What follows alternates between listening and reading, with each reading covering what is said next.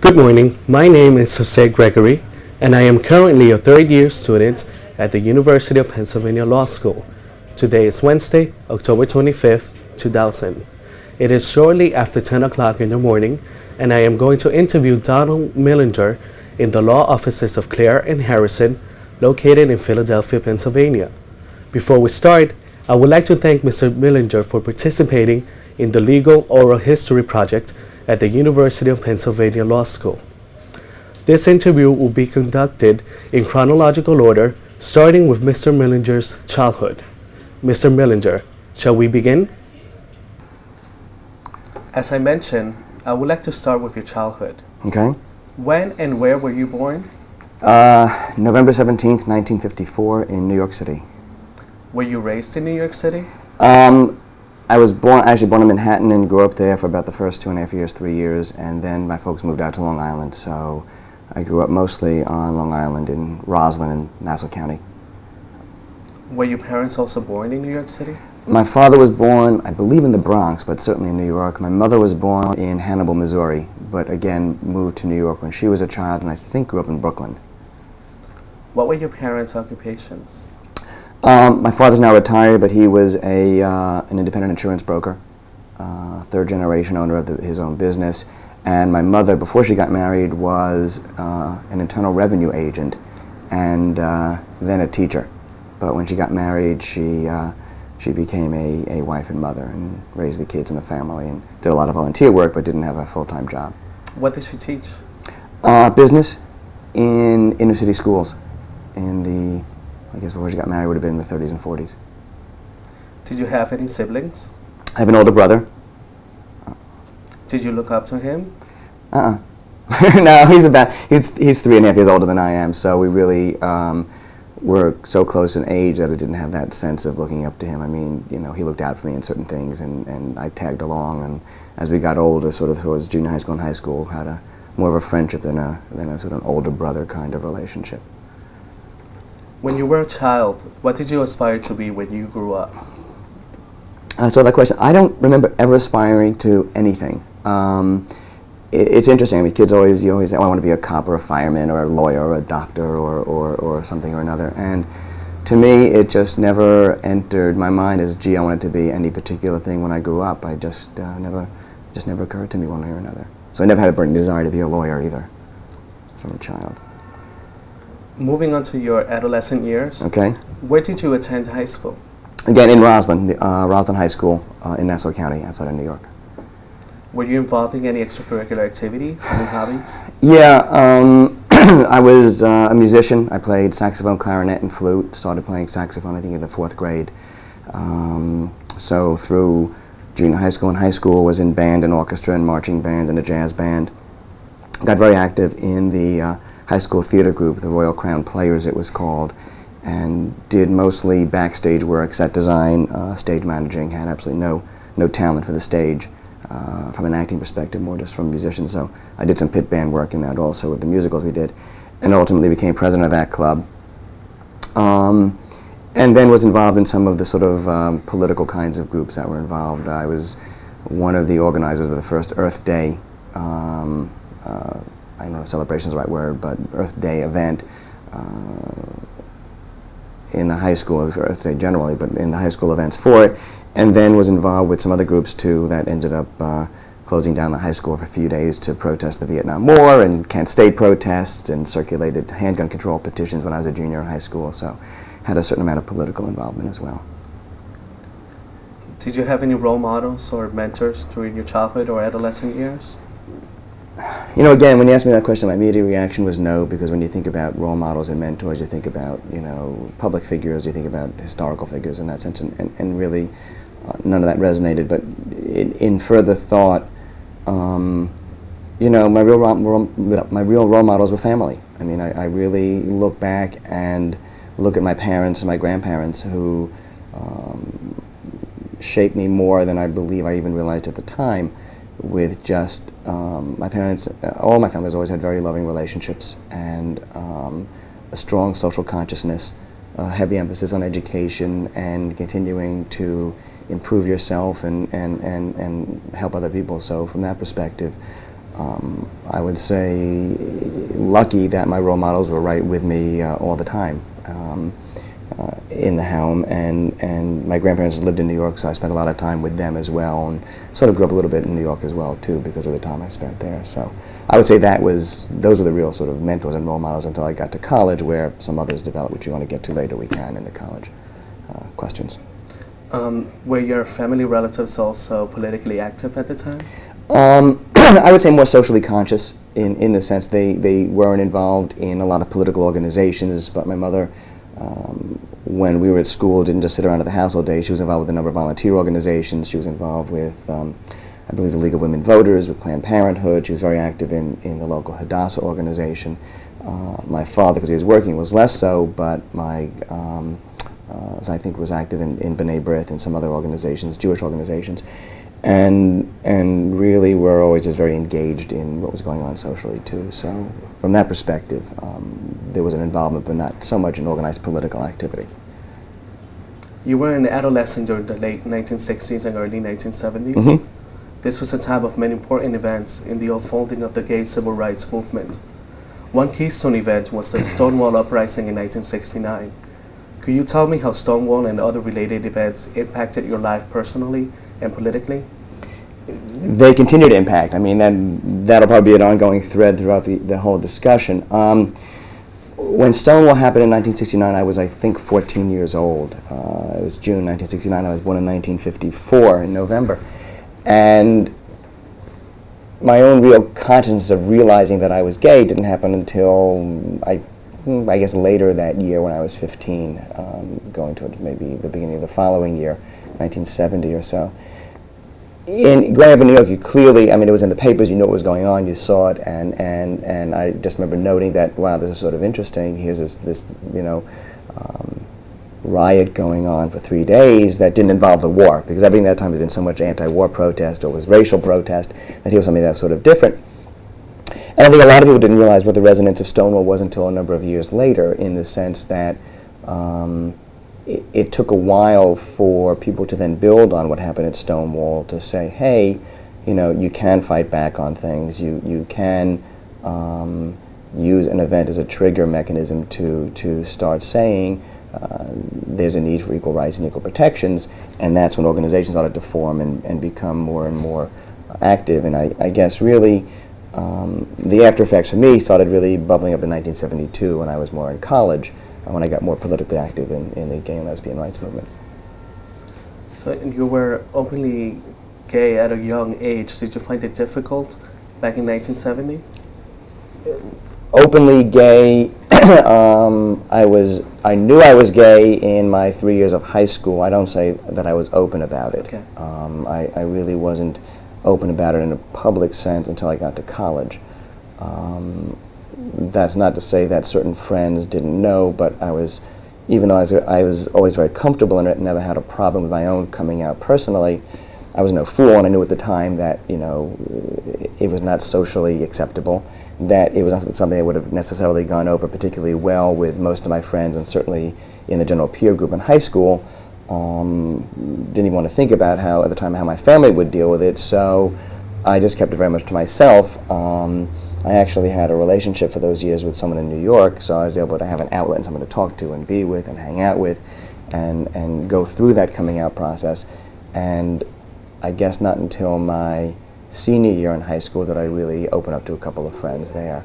So yeah, there was a certain amount of as anyone says that is not out, a duplicate life where you can't be totally free and open and say who you are. But I liked high school. I was active, did a lot of great stuff, did a lot of really neat stuff, and as long as I had an outlet for that part of my life, it wasn't as I don't think it had a really negative impact, but it wasn't as open. And to a certain extent too, in high school, there's a level of exploration. Also, I had a girlfriend my senior year as well, and I sort of tried dating and that kind of stuff too, but I just sort of knew where I was going.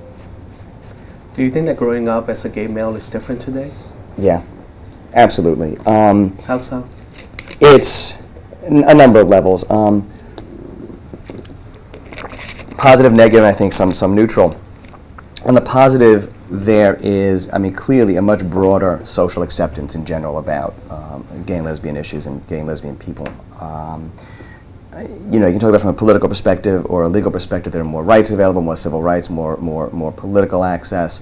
But you look at the way society has changed on almost every level. When you look at the polls, 85% of Americans believe that there should be a non-discrimination in employment protection for gays and lesbians. It's a remarkable number. I don't know what it was back in 1972, but it certainly wasn't that. Will and Grace just got the Emmys. You know, where did you find any role models for gays and lesbians back in the 70s that weren't, you know, mincing faggy queens or butch lesbians that committed suicide out of depression over their relationships? I mean, now you have people like Melissa Etheridge, you have Katie Lang, so there's these role models for women. You have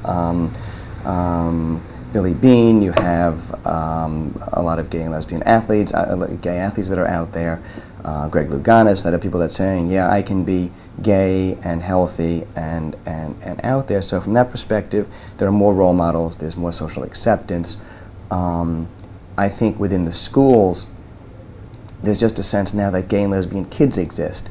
That didn't occur then. You know, things like the James Dale Boy Scout case, for example, or other things that have happened that have said to America, yeah, there's gay youth out there and they need some level of support, has been a tremendous impact. There are now in high schools gay, lesbian, straight alliances to give kids a support network, which you just never even dreamed of having back at those times.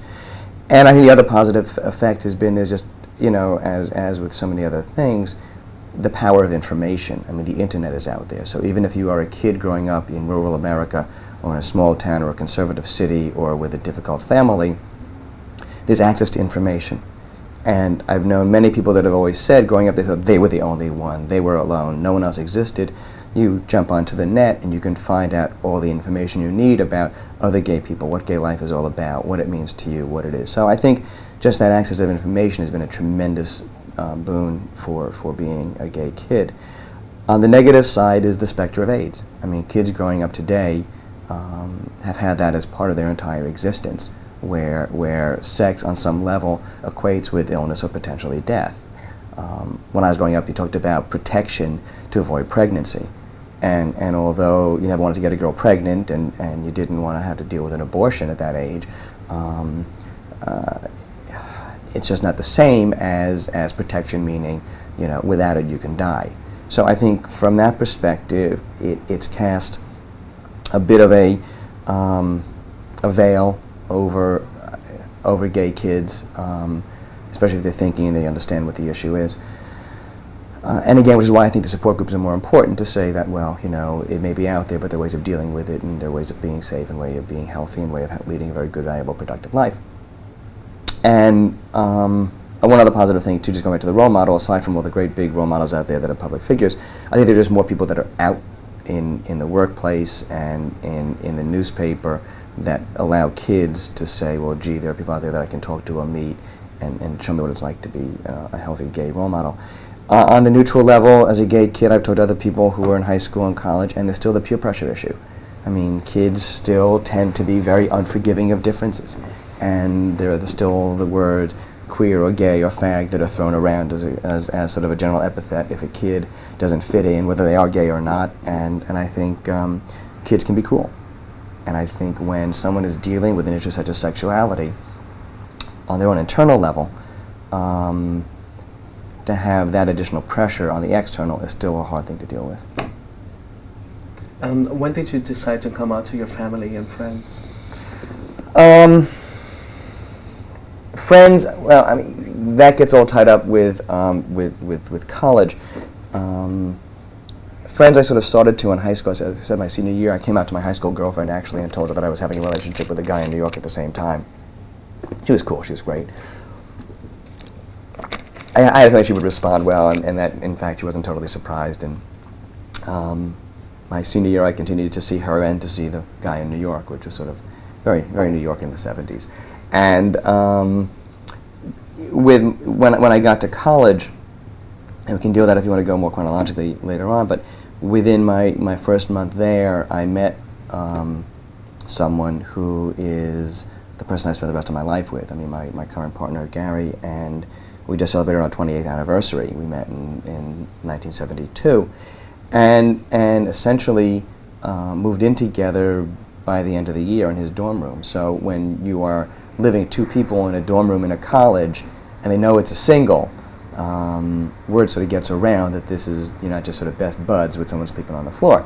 So on that sense, coming out to friends, people that I met in college who became friends really knew me as someone who was gay. I also was very active with the gay group on campus, so from that perspective, it was no great big secret. As to my family, I met Gary in the fall of my freshman year, and in the for my sophomore summer, I had told my parents that I wanted to spend the summer up in Rochester, not come home for the summer, get a job, and by the way, should have an apartment with my friend Gary, who they knew was my best friend in college. They're not dumb, they're New Yorkers, they're intelligent, and they sort of put it all together and asked me if I was gay, and having a close relationship didn't lie to them, so I came out to them at that point. Was the reaction what you expected? Considering that there were individuals that were... Yeah, it was all over the map. I mean, it was very interesting. I mean, my father actually led up to it and alone in a conversation, and started in fact asking me about other people being gay, and I said, "Do you really want to ask me whether I'm gay so I don't you?" So he did, and it was one of these things where they sort of knew the answer but didn't want to hear it at first. And he said, "Well, we got to tell your mother, of course." So she came upstairs, and we talked about it, and she cried a little bit, and we started talking, and they said some wonderful things. My father said, "You know, well, I've never considered it to be normal before, but you're normal, so I guess I got to reevaluate what that all means," which was an incredible thing to say. You know, because it's an emotional impact. Even if people are very accepting, to have your own kids say, "Yeah, I'm gay," and all that goes through. My mother made some comments along the lines of how she thinks it'll be tough for me as a handicap through my life and hard to deal with, and it'll be a negative factor. And finally, a few weeks ago, we talked about how I've done certain things in my life that I would not have done but for access I have to being gay, and it sort of was 180 degrees opposite from that. But I said, well, you know, it's handicap or not, it's who I am and what I am, and it's just part of what I'm going to have to deal with. And one of the most brilliant things she said was, when we were talking, having read all sorts of psychology and sociology on the subject, I said, you know, there's a lot of people out there that say it's quote, mother's fault, and you know, strong mothers and all this kind of pseudo garbagey Freudian stuff. And I said, just I hope you two don't blame yourselves for any of this, or you know, something that really is deeper than that, that is fundamental to a person's being. And my mother just sort of looked at me and said, blame? She says, this isn't our fault, this is your responsibility. And I thought, okay, we don't have to deal with the parental guilt trip here, which was sort of fun. And then it took a while to adjust. They really didn't want to see Gary for a while. They didn't want to talk about it or deal with it. And over the course of a year, they did some reading. They thought, we talked a bit, and ultimately, Gary and I were in New York, and I sort of blamed him to a certain extent, which was not appropriate at all, because it had been there before him, obviously. We were in New York, and I was visiting my grandparents with Gary, and he had a great relationship with them too. And I called my father for subway directions, and he said, you're going to be up near me, where you're going, why don't you stop up at the office? Because I hadn't seen his new offices yet. And I said, well, Gary's going to be with me. He said, I know. And that was like the breakthrough when, okay, this was sort of like the point to go forward. And since then, there's been tremendous acceptance, and see each other regularly. They stay with us here. We stay with them up in New York. And they came to our 25th anniversary party, so it's developed nicely. As you mentioned, you attended the University of Rochester for your undergraduate studies. How did you decide to attend that university? Typical kind of looked for schools that appeared interesting on one level or another. Who knows why? I mean, why it did. I applied to, I think, Brown, Brandeis, U of R. I don't remember what else. And what I liked about Rochester was, again, since I had a very strong interest in music, even though I was not going to be a music major, Eastman School of Music was a part of the institution, and I liked that aspect of it and figured I would take some courses there. And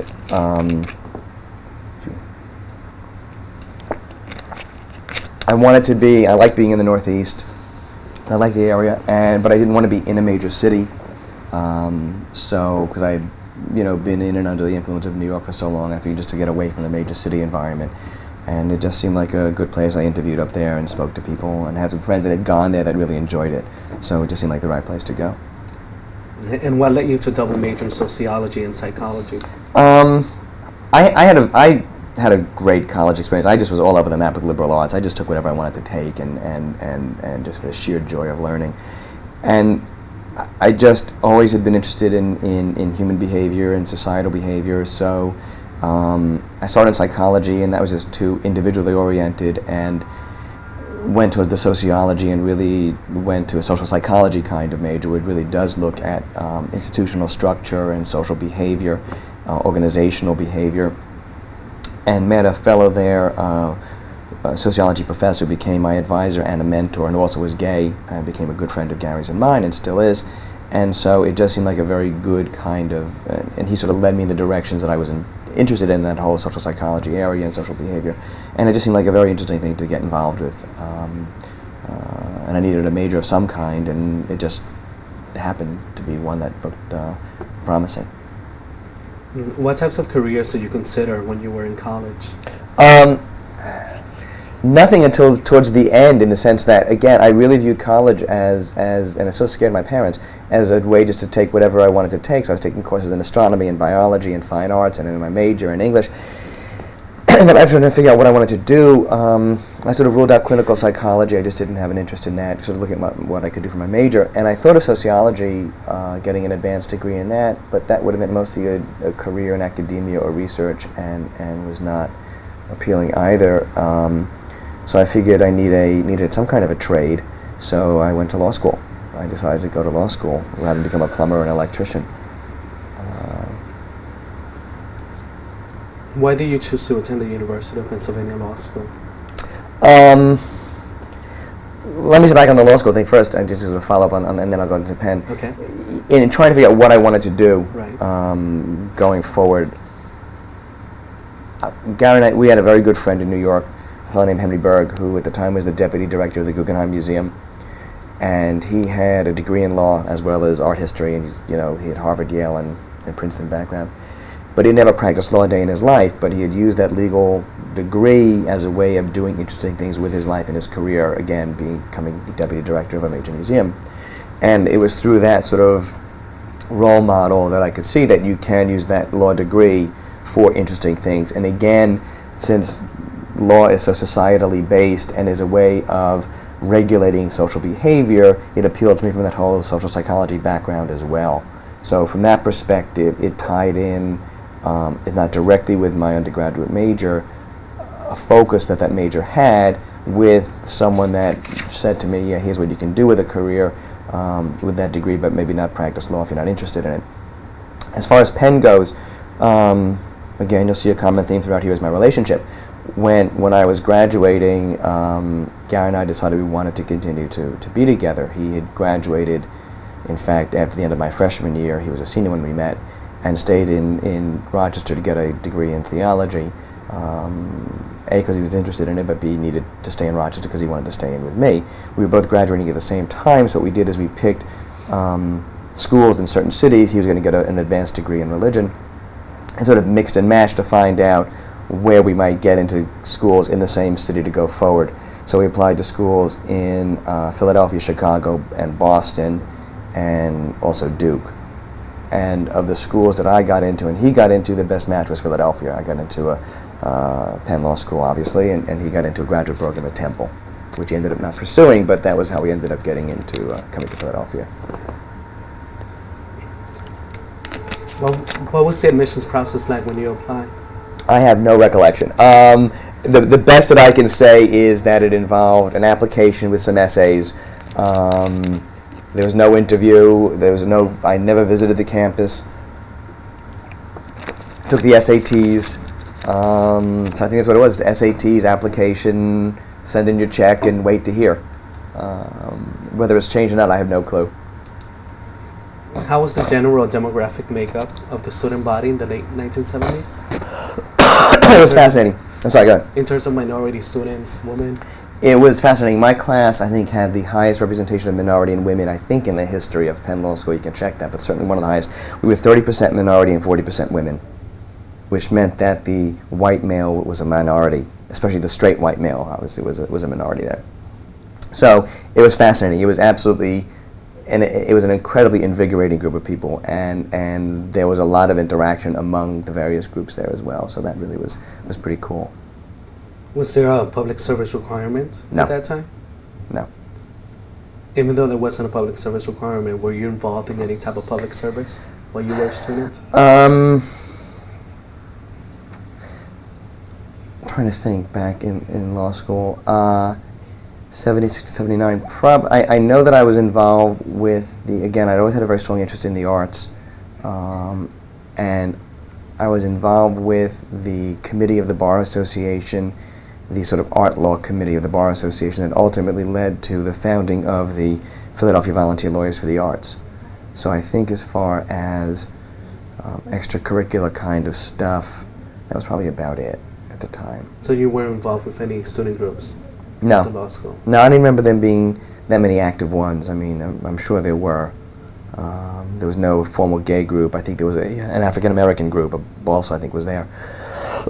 I think there was a women's group, and there were these little sort of club kinds of things. But I lived downtown. I was one of the few students at the time that did. I mean, at that period, there were maybe, out of the whole law school, half a dozen of us that lived outside of West Philadelphia. That's changed a lot since then, I know. So we had a life that sort of existed beyond the law school. I wasn't much involved with the student groups. I had a lot of friends there, but not in formal groups of any kind.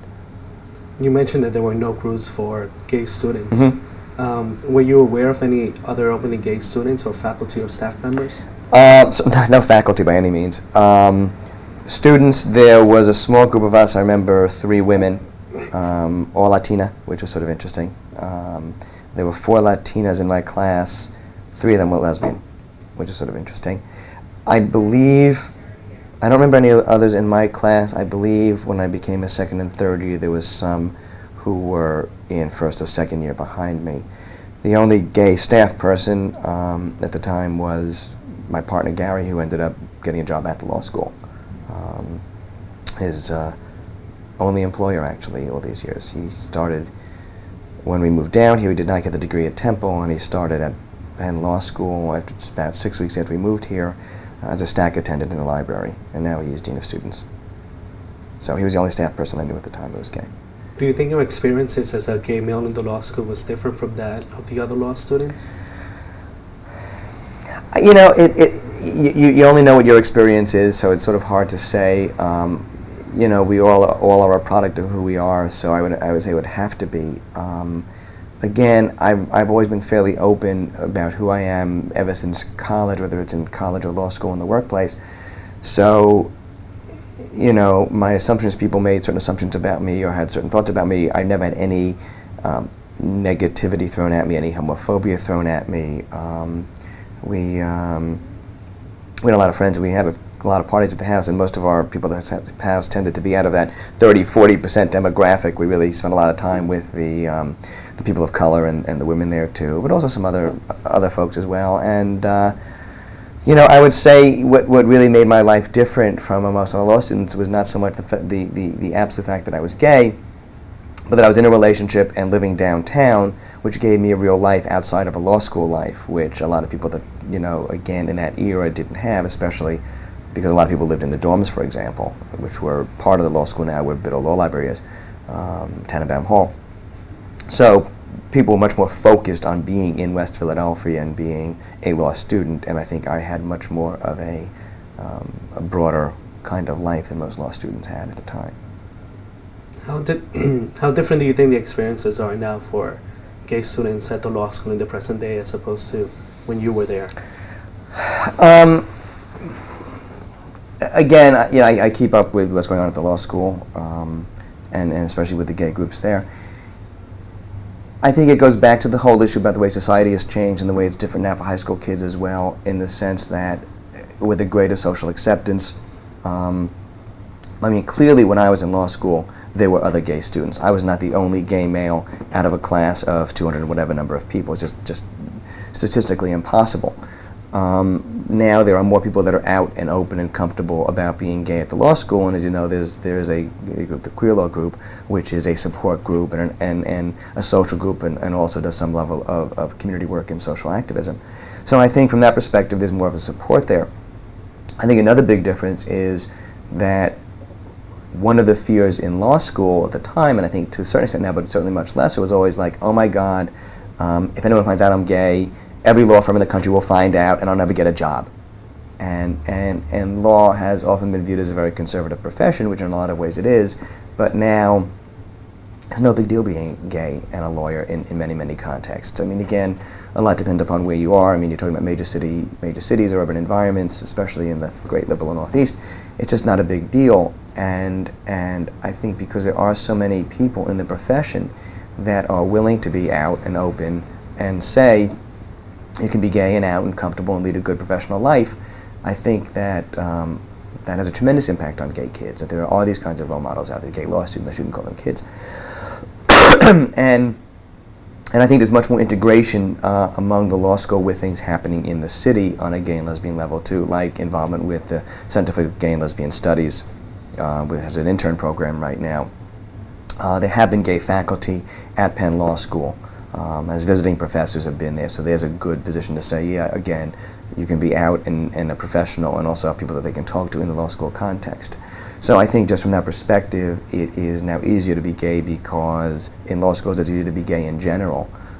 Again, if you're looking to practice law in a small town in Arkansas, it may not be as easy to find that job, but you know, I think in general, people now understand that it's not that great thing that's going to kill your career. Would you say that your sexual orientation had an effect on your job opportunities back then? No, I mean, at the time, it didn't come up at all in the interviewing process. There was no great decision to make as to whether to put it on my resume because there was no formal organization to which I had joined or formal activities that I was a part of that would have been appropriate for a resume. I mean, I was involved with the Gay Liberation Fund in college, but I don't even think you put that sort of stuff on resumes in applying for law school jobs. And it just wouldn't, you know, no interview would think of asking it. You wouldn't think of raising it. I don't, you know, no one would ask at the time if you were married because you were so young. You know, the assumption was you weren't, I guess. I never mentioned a relationship at the time, just never seemed to, it just wasn't a focal point of what I was doing. So it never came up. Excuse me. When I got to, you know, the job, and you know, it was a different issue. I was sort of out and open there, but that wasn't an issue. When I left to my next position, the guy that hired me away from the firm, I went to a client. He knew already that I was gay and went with that understanding. When I went to Wells Fargo Alarm, it didn't come up, but I was out when I went there, and when I came here to this firm, it was very clearly understood from the very beginning because of the nature of a lot of the nonprofit work that I did. So it's never been, and most has been neutral or not there, or otherwise it's been discussed and not an issue. On a lighter note, I would like to know, what was your favorite course in law school? Oh God. For a traditional course, one that has had practically no utility for me whatsoever, and that was urban law, urban studies. It was taught by a guy named Jerry Frug, who was, I think, health commissioner under Mayor Lindsay in New York. Brilliant professor, very smart, very sarcastic, very sardonic, great wit, but really challenging. And it's just an interesting course. I mean, the whole urban studies thing, again, maybe because it appeals to my social, societal organization interest was appealing. But he also, for whatever reason, decided that he was going to call on me every single day during the course, which was at some points infuriating. It was bizarre. It was absolutely bizarre. It was the one student that he called on every single day. I assume because he enjoyed tormenting me or whatever it was, or he enjoyed the colloquy. But what it did was he was so challenging that it really made me think. And he was someone that employed the Socratic method brilliantly. There are people that try to do it that are just should never go near it. I mean, it's a standard for law school, and people who do it well can do it really well, and people who don't can really be horrific. And he was great, and he really made me think and be engaged.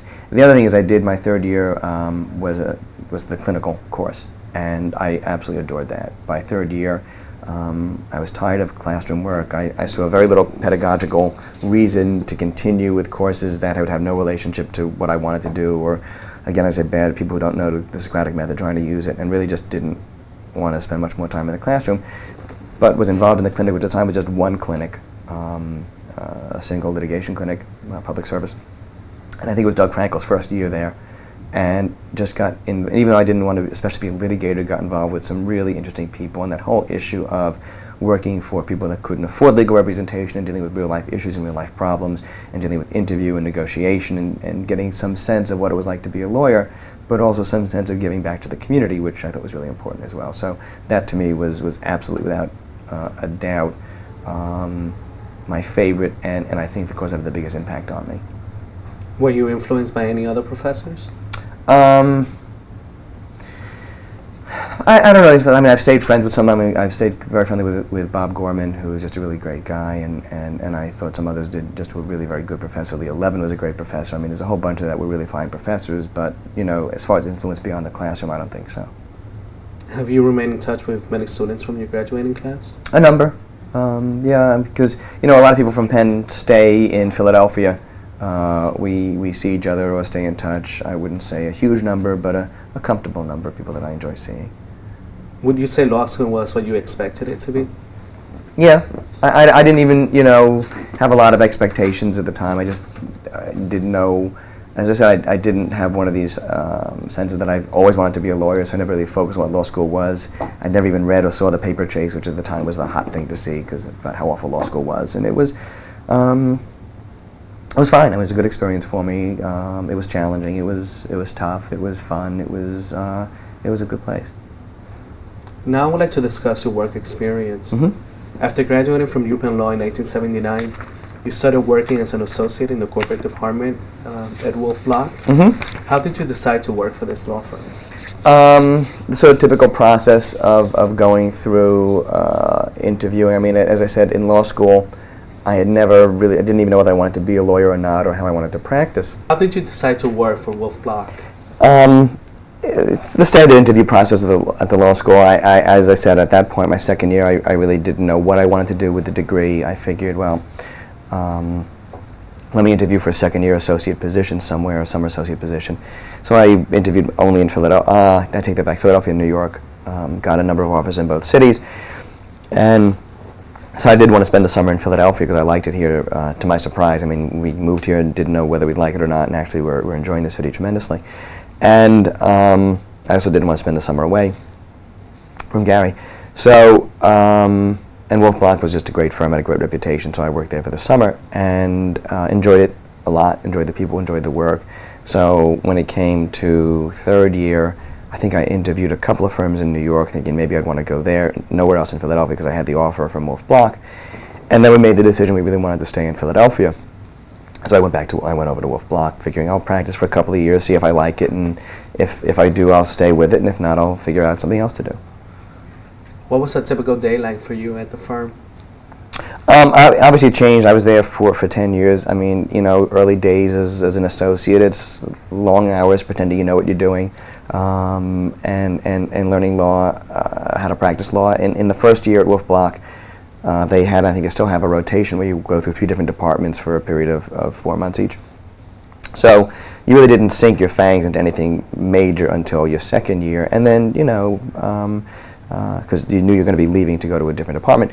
But it was, you know, very exciting. It was, you do a lot of different kinds of work. It was the late 70s, early 80s, so there's a lot of business activity going on, and as I said, it was a lot of work, a lot of client contact, which is very good, which I enjoyed, and some working with some of the best lawyers in the city at the time. You became a partner at the firm after 8 years. Mm-hmm. Was it difficult to become a partner at that time? You know, 8 years was the track, and it essentially was, if you were there at that point, the assumption was that there would be a partnership. It was not one of these where they hired more people than ultimately there were going to be partnership slots available. So it was hard. You know, you work hard, and if you survive and they like you, you get the reward. So it was a lot of work. but it wasn't one of these sweat it because, oh gee, there are 8 of us up and there's only going to be 3 slots, which is more of a New York model, or was at the time at least. You had mentioned before that during the interview process, the law firms wanted to ask about sexual orientation, and it wasn't something you would bring up. Was that ever an issue at the firm? No. Again, I've never made a secret of who I am, and there was no way that I proclaimed that I was gay. But again, there were students there who graduated from my class at Penn, or even before me or after me, and because Gary worked at Penn, they knew us as a couple because they had been to our house, or we hung out together. So they came there knowing that I was gay, and when I would talk to people there, I wouldn't singularize the pronouns, saying, I did this or I went on vacation, because by that time, we're talking about 1979, we'd been together already for 7 years, and so it was a very strong relationship, and my favorite Ben Franklin saying is, 2 people can keep a secret if one of them is dead. So the word gets around. And again, I never had any problem with it there. There was a gay partner there as well, who was not open, and I mean, everyone I believe knew it, but it wasn't talked about. And then after my first year, another associate joined the firm, Andy Charles, who wouldn't mind being outed because he's very out. He's now a partner there too, so there was someone else there that I could talk with and hang out with. We became friends. So it was never a problem, and I assumed that it was around. There was not a lot of social interaction outside of the firm required, not like lots of parties and things, so I didn't have to haul a date there or worry about whether I should haul a date there or not. What would you say was the most valuable lesson you learned from your position at Wolf Block? This will sound harsh, but it's sort of like when to move on, in the sense that, I had 10 great years there. I learned to be a lawyer there. I think I became a good lawyer there, and that goes into why I ended up going to my next position. I've seen a lot of people who have spent their whole career doing the same thing or in the same job or at the same place, and they bitch and moan about it, or they're unhappy, or they talk about the drudgery, and I think it's to know when to make that decision that there's something else that you may want or should be doing. So from my perspective, and I'll lead us into the next job, I had been there for 10 years, I'd been a partner for 2 years, and I was sort of looking in my own mind, is this what I want to do the rest of my life? Is this where I want to be? Do I want to keep doing the same kinds of deals, the same kinds of work, without radical change, and do very well and have a very comfortable life? And I went back in my mind to my grandfather said when he was still alive. He had died when I was in my early 30s, but we were very close, and I said, sort of jumping back, that he was a real role model for me in certain ways. And when I started working there, he never asked me, are you working hard? Are you making enough money? Are you making a lot of money? Question always was, are you still learning?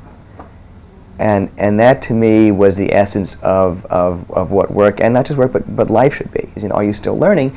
And from my perspective, that would be diminishing by just staying in that same thing. So simultaneously, while this was sort of percolating in my own mind, this company, Harron Communications Corp, that I went to as my next position, was a company I'd been doing about 40% of my work for at the time, maybe 60%. I was essentially functioning as an in-house counsel for them, but while being at the law firm.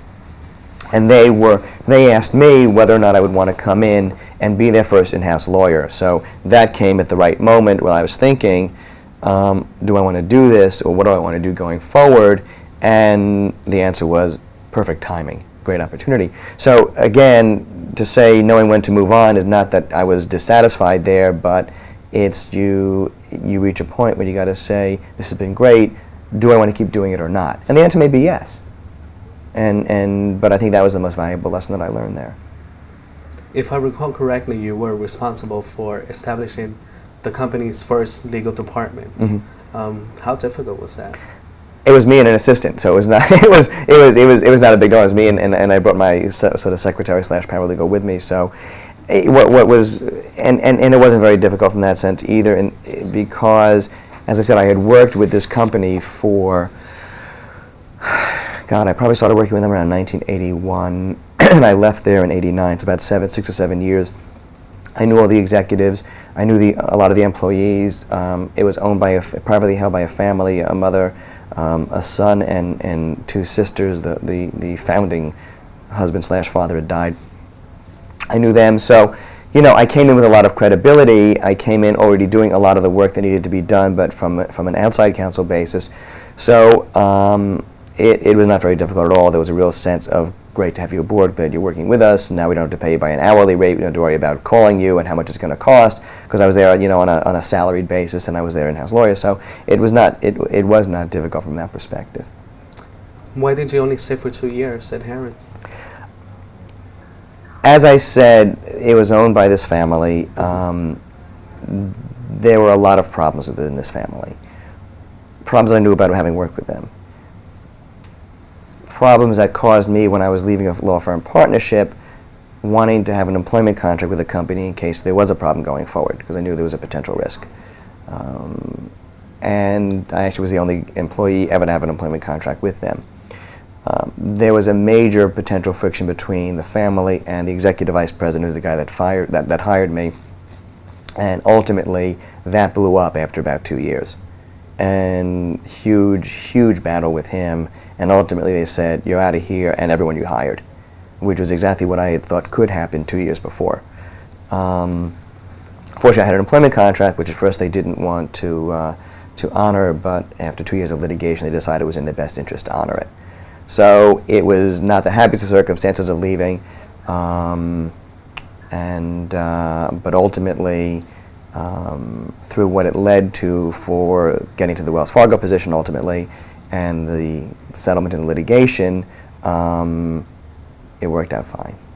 But in the interim, you worked as a sole practitioner. Yeah, while I was looking for a job, because again, when I left that position, it was 1990.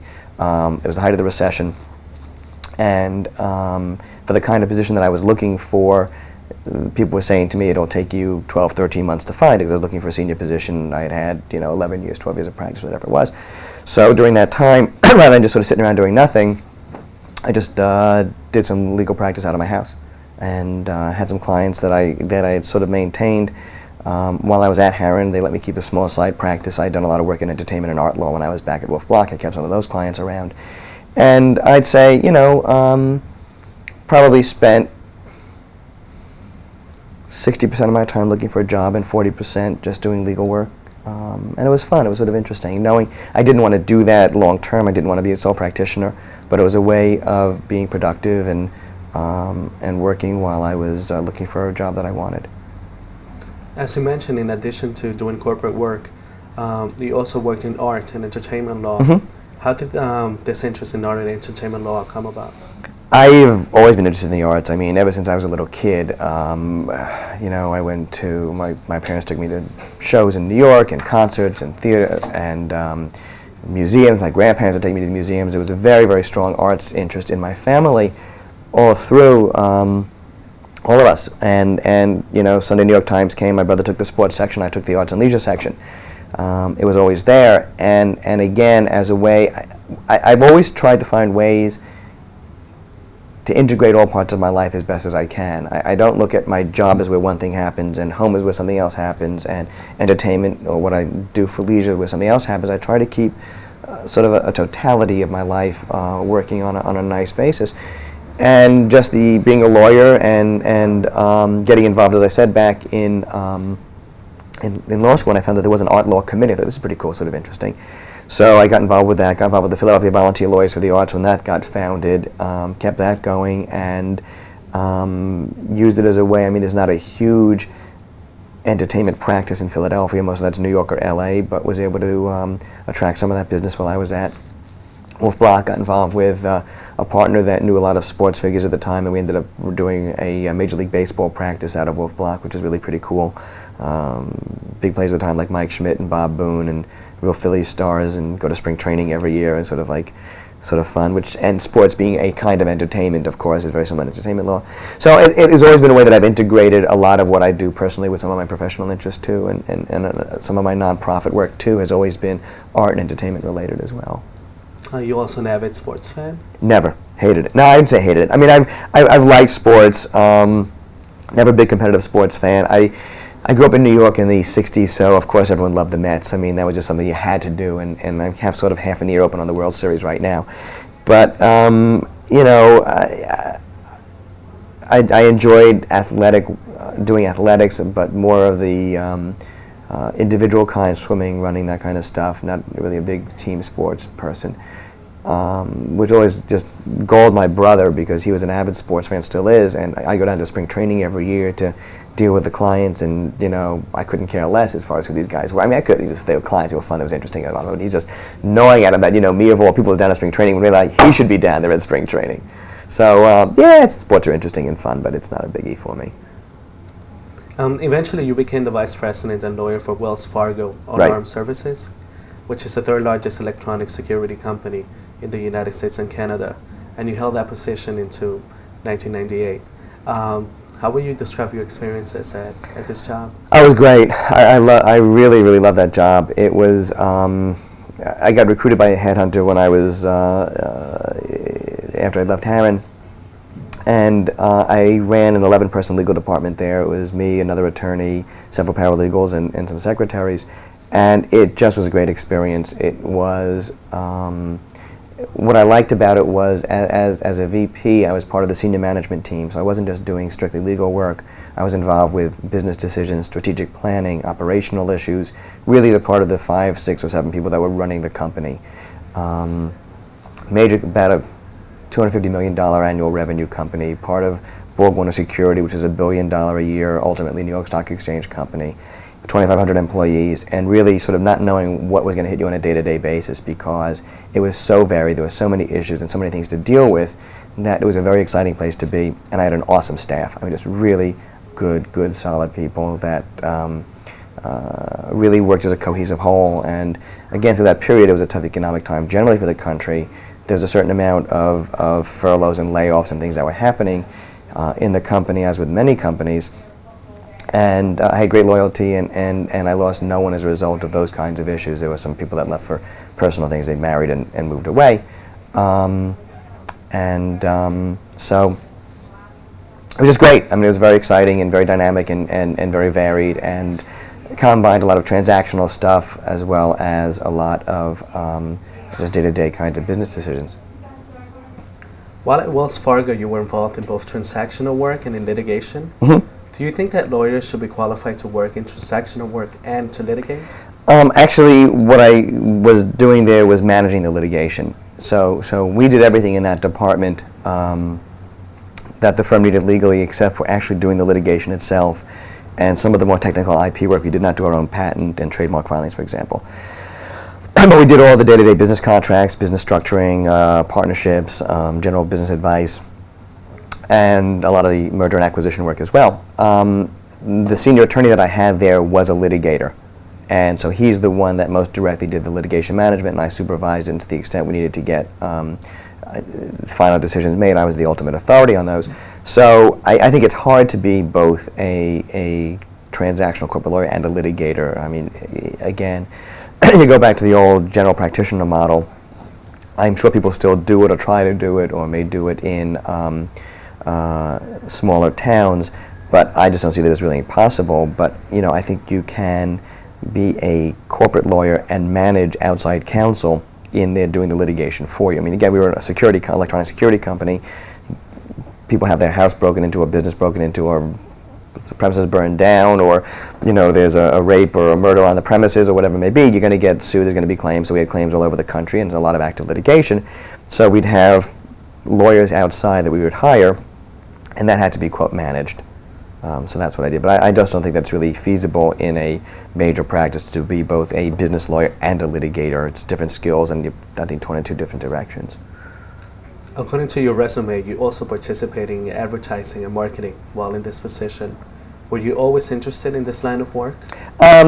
It's sort of fun stuff. I mean, you know, I'd get involved. I wouldn't develop ad campaigns or the marketing campaigns, but they would always have me in there in the beginning because you had to be careful what you say, especially in the security world. You know, the marketing folks would want to say, you know, this is going to extreme, but guaranteed safety for your home.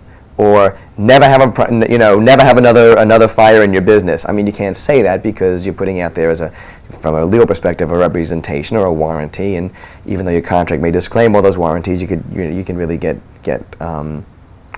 sued and have a problem.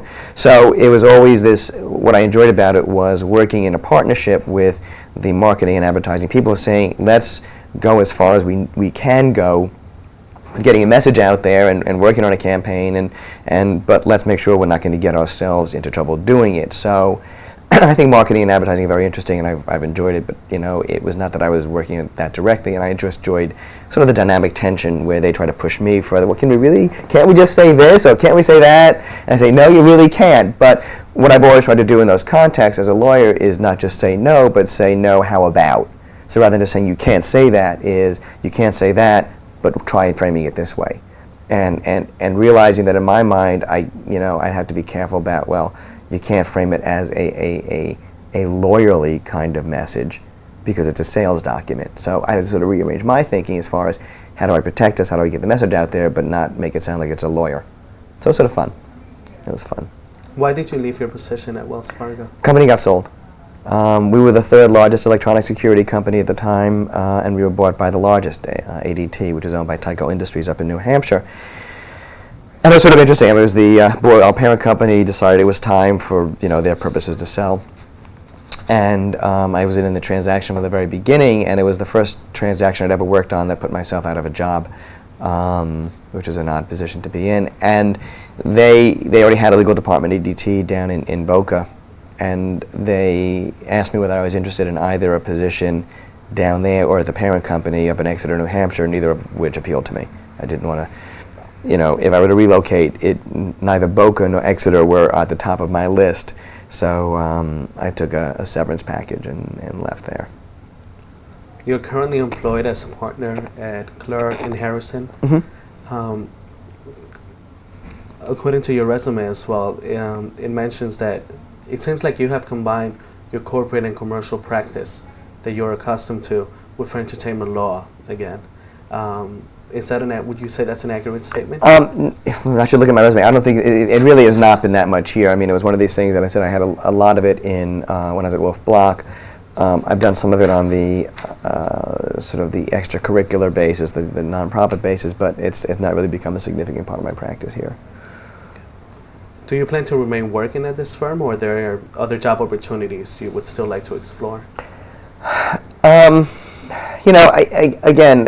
it becomes the issue of knowing when you want to move on and when it's right to move on. I've been here 2 years. It's been a very good experience.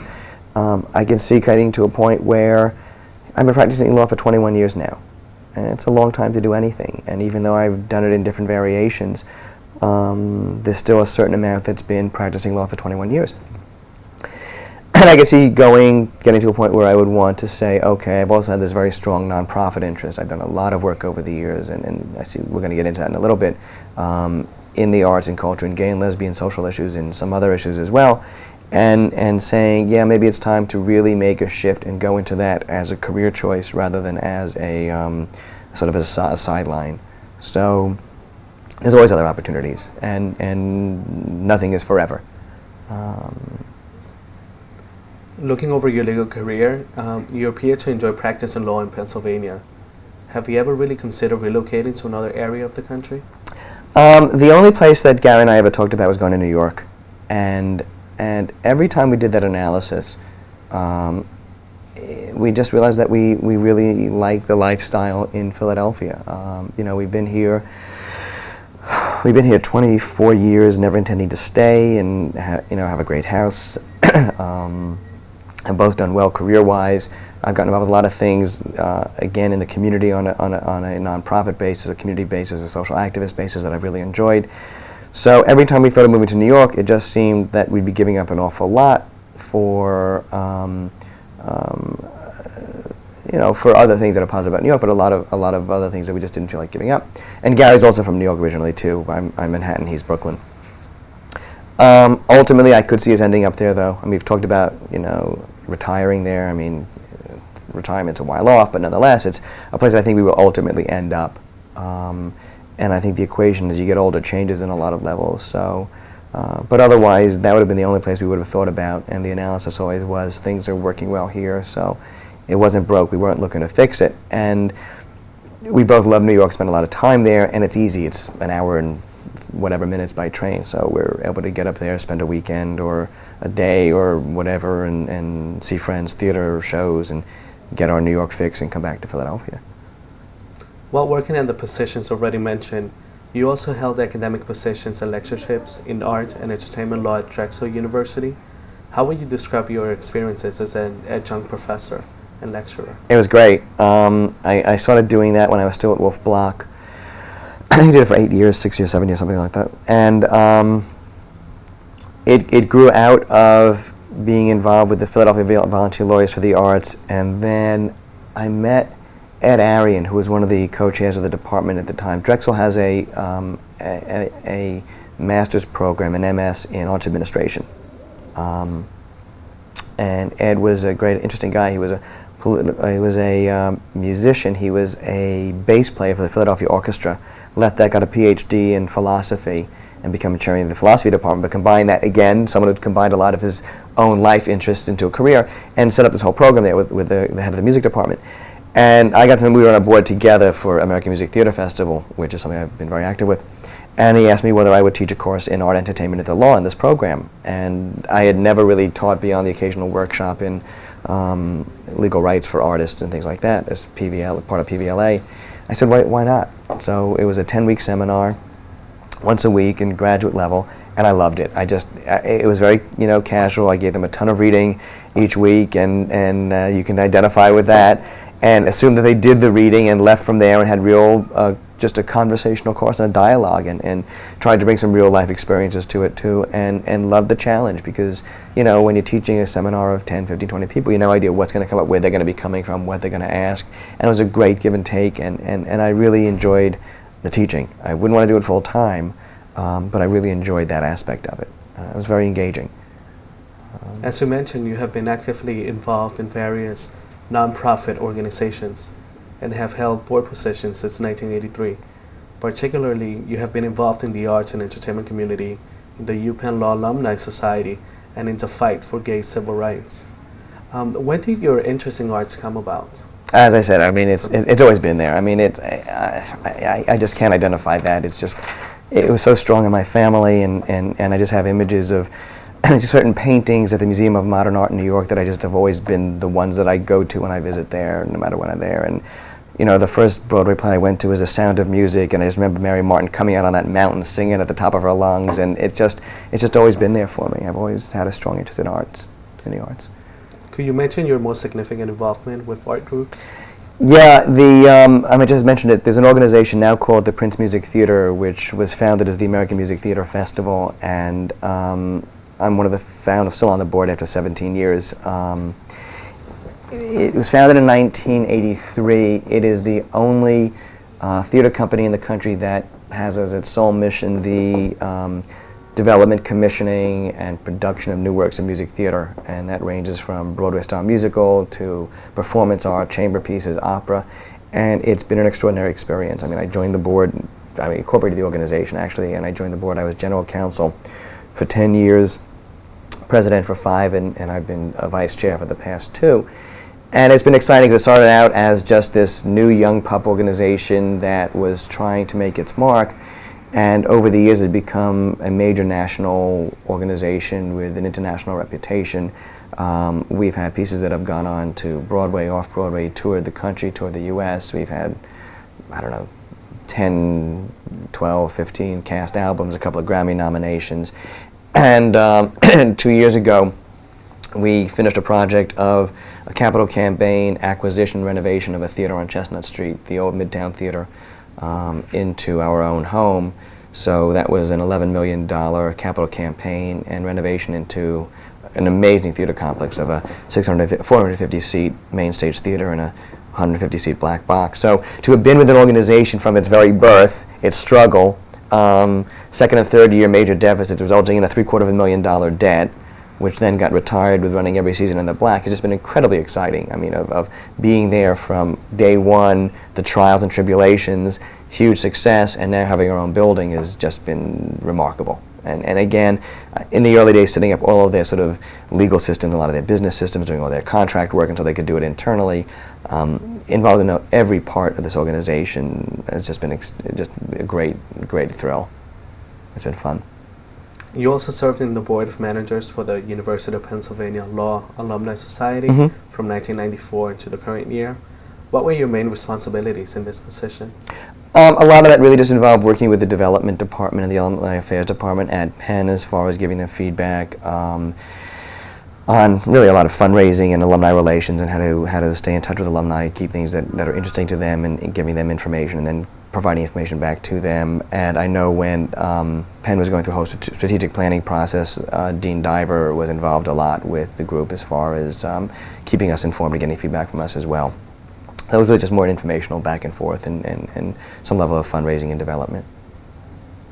You have also been very involved with a number of gay civil rights organizations, such as the Lambda Legal Defense and Education Fund, since 1995. Do you feel that your personal identity as a gay person was crucial to this involvement? Yeah, I mean, I shouldn't say that it's obvious because I mean, you know, there are a lot of non-gay people that, of course, are very interested in gay and lesbian civil rights, just like there have always been a lot of white people that have been involved in African American rights, and a lot of men that have been involved in rights for women. But again, it just goes back to my sense of a whole life. I mean, I've always had the sense of social consciousness and social justice, and have been involved in a lot of political activism since high school days. And gay and lesbian civil rights are very personal to me. I mean, it's very important that I have the protections that I believe are appropriate, and the rights and the access I believe are appropriate, not just for me, but for people that have not been as fortunate as I have been, in the sense that I've never had to face discrimination as a gay man. I mean, on one level I have, because I can't get married. I don't have the full rights of marriage that straight people do. But I've never been fired for a job for being gay. I've never had a hard time getting a job. I've not been thrown out of my house by my parents. I've not been subject to police harassment in a lot of these egregious forms. So it's just important to me as a gay man to know that I can help make a change for society for the better, for society at large, and for the group to which I am a part as well. Lambda is a national organization committed to achieving full recognition of the civil rights of lesbians, gay men, and people with HIV and AIDS. How far do you think Lambda has come in achieving its goals? Tremendously far, but we're not there. What Lambda's primary method of doing this is through civil rights impact litigation. And what we do is we find cases, we're not direct services where we provide legal services for any gay or lesbian issue that needs to be worked on for a person having a particular issue. We look for those targeted cases that will have a broad impact. So for example, the Boy Scout case with James Dale is one of our major cases. The Hawaii marriage case was one of our cases that led to the Vermont case and civil union up there. We've done a lot of work in second parent adoption. We've done a lot of sodomy law challenges that have knocked those statutes out. So, you know, if you look over the years that Lambda's been around since 1973, there's been tremendous progress in the courts. We really have established second parent adoption rights. We've established rights for kids to be protected from violence in schools. We've established the right for gay and lesbian straight alliances to come to existence in the schools. We've been able to use the ADA to show that it does protect people with HIV, AIDS, both symptomatic and asymptomatic. I mean, we've knocked out several sodomy statutes.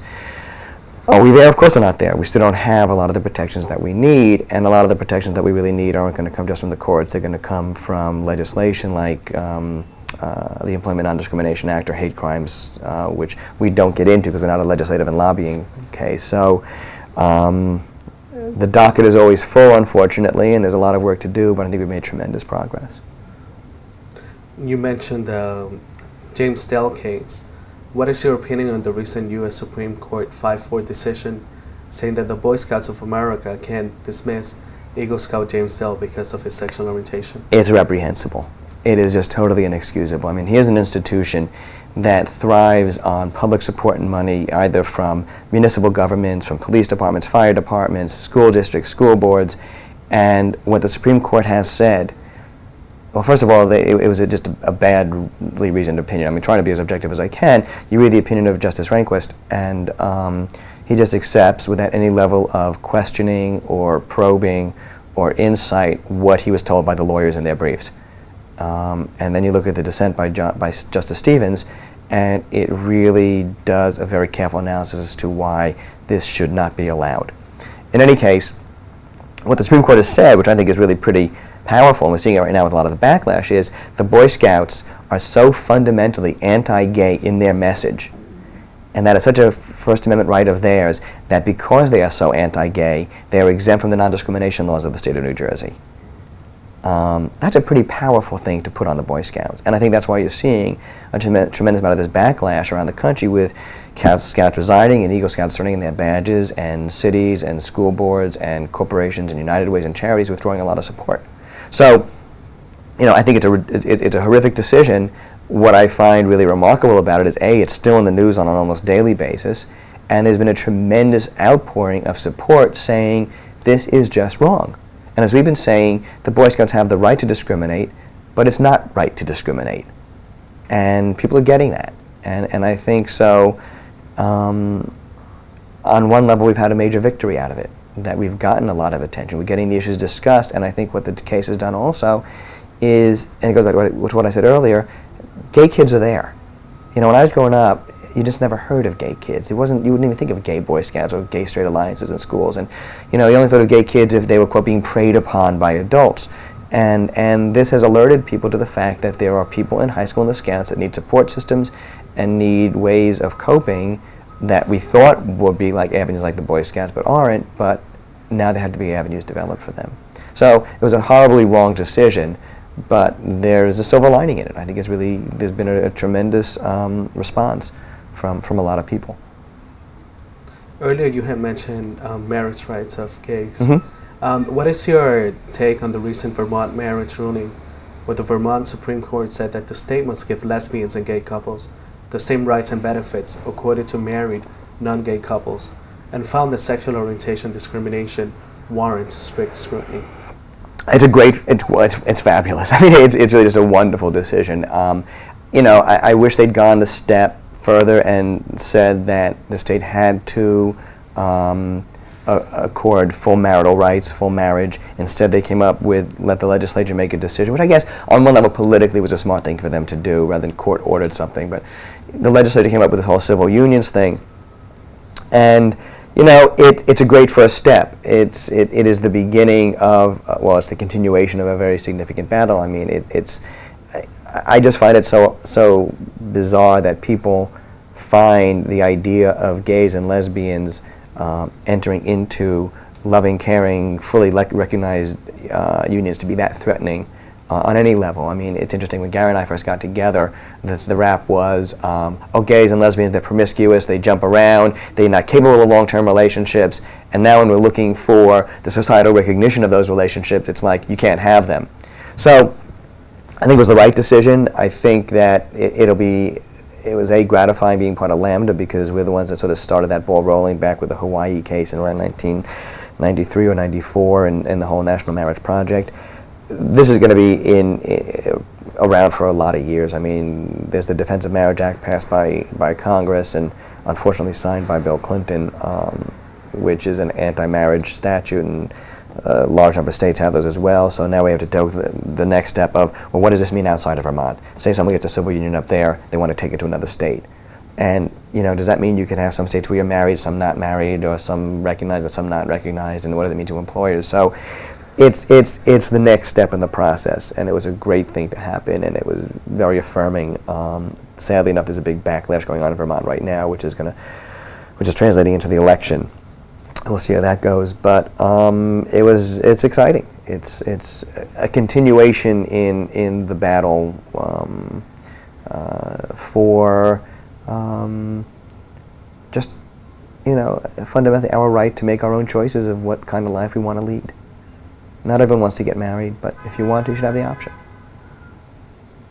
Talking about elections, during the recent presidential and vice presidential political debates, the candidates were asked what their stand was on gay civil rights. Even though none of the candidates openly supported gay marriages or the advancement of gay civil rights, I believe this was the first time in American history this question was asked during a debate. What is your take on that?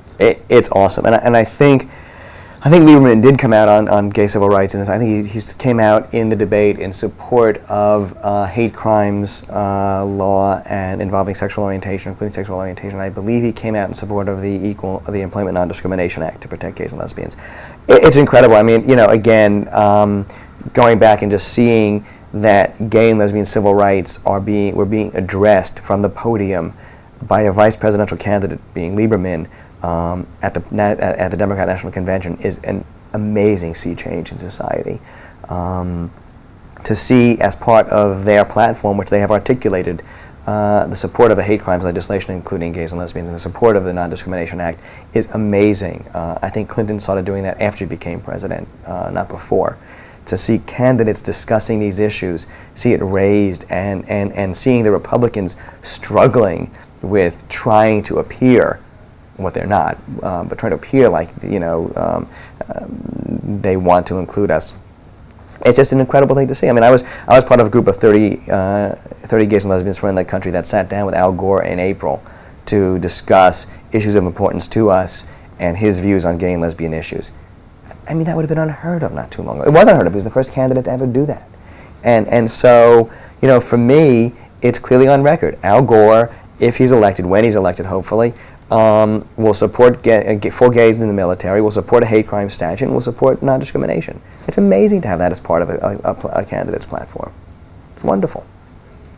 And for kids also to see that is wonderful. That's why I go back to this whole way it's different for kids growing up today. These issues would never have been discussed on a national level. If they would, it would have been on a very, very different kind of basis.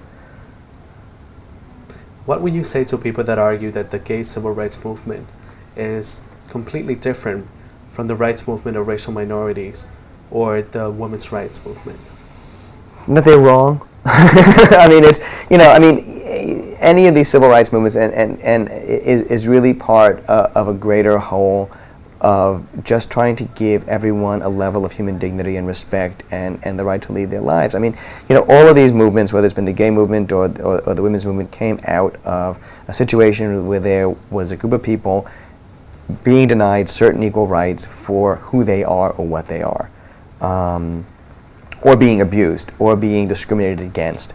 Women historically viewed as property chattel, didn't have the right to vote. African Americans, obviously, with slavery issues, and then other people of color, whether Latino or Asian Americans, having other kinds of discrimination, and all of them came out of and gays and lesbians, obviously, just huge amount of discrimination, oppression, fired from jobs, losing families, not being able to see their loved ones in hospitals, whatever, on every level, not being able to marry, harassment, and all of it came out of people just finally standing up and saying, "I've had enough. This is just wrong. I don't want," people will say, well, there's a gay agenda in a very pejorative sense. And yeah, there is a gay agenda. The gay agenda is full equality. And I may not want to join the military, but I want the right to join the military. I may not want to get married, but I want the right to get married. I want to be able to work without being afraid of being fired because I lived with someone for the past 28 years. I want to be able to rent an apartment in a building that I want to rent an apartment in. I want to be able to adopt a kid if I want to. Or if I don't want to, I don't have to do it. But it's all about having the options that everyone else should have. And that's exactly what the women's movement was for, equal pay for equal work, and exactly what the struggle for Black Americans was for, just that equal access. And on one level, I think it's harder for gay people because we can be a hidden minority. If you're a female or if you're a person of color, it's usually pretty clear, and it's very easy to be discriminated against on that basis. You can hide the fact that you're gay to avoid the discrimination, but that results in tremendous personal cost and inner turmoil. And that makes it, I think, even a harder struggle, because you got to do two struggles. You got to struggle personally first with that whole issue about who you are and become comfortable with that, and then go to the next level of struggling for the rights you believe in and you deserve. Although great strides have been made since Stonewall back in 1969, there are still many pressing issues that are facing the lesbian communities. What would you say are the most pressing issues? I guess it really goes back to, there's a lot of them. I really think it would be great if we could get an Employment Non-Discrimination Act passed by Congress to have an absolute, fundamental guarantee that you will not be fired as a result of who you are. I think you need to have that also on a state level too, because I think the ENDA, as it's called, as it's now envisioned, would exempt a lot of small businesses, and I think they should not be exempted. Maybe you do that on a state level. And I think just finding out where the real needs are in different areas. I think that we really should try as hard as we can to get rid of every sodomy statute that's left in the country. Even though they are not often enforced, they are often used against us when we go to adopt a kid or try to go for other kinds of things we're entitled to. People say, well, but what we're doing is a felony under a law anyway, and it creates a stigma, and we're being told that the very act of what we do when we love someone is criminal. I think that is something that we really should try to work against as much as we can. Even in states like Pennsylvania, there's no sodomy statute, but it's still out there. It's still in people's mind. This is an illegal activity. And I think, as I said before, just finding those areas that we need to have the same rights and protections as everyone else. And they're all over, what's in marriage and adoption, or for access to health care. A lot of work in the HIV/AIDS area to be done. Finally, what do you think the future has in store for the gay civil rights movement? Full equality.